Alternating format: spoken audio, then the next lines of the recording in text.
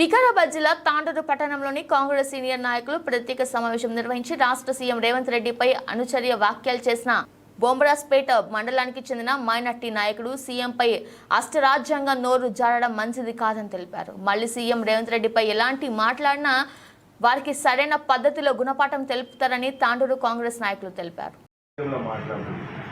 అంటే ఒక రాష్ట్ర ముఖ్యమంత్రిని ఎట్లా మాట్లాడాలి, ఎట్లా చేయాలి, ఏ విధంగా మాట్లాడాలి, ఎంత గౌరవం ఇవ్వాలని చెప్పేసి ఆయన గౌరవ మర్యాదలు తెలియదు. కాబట్టి అబ్దుల్ వహాబ్ గారు మీరు నోటికి గుర్తు ఎక్కువ ఉన్నట్టుంది.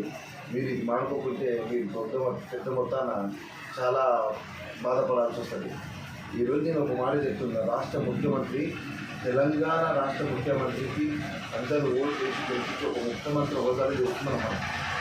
అలాంటి వాళ్ళకి, అలాంటి మన రేవంత్ రెడ్డి గారికి మీరు ఇంకాగాడు, కొట్టోడు, కావారగాడు, చిల్లరగాడు అని చెప్పేసి మాటలాడి సంభాషణలు చేసి ఒక రాష్ట్ర ముఖ్యమంత్రిని మీరు తెచ్చపట్టడం మంచిది కాదు.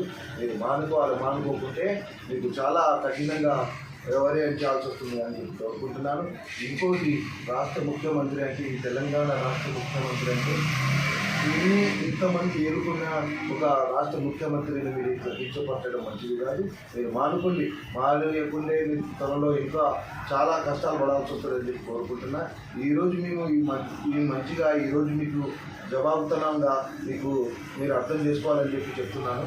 మీరు అర్థం చేసుకోకుంటే ముందు మీకు చాలా ప్రాబ్లాలు వస్తాయి. కాబట్టి మీరు అర్థం చేసుకోండి. రాష్ట్ర ముఖ్యమంత్రి అంటే మన తెలంగాణ రాష్ట్ర ముఖ్యమంత్రి అంటే మన ప్రియతమ నాయకుడు అతని.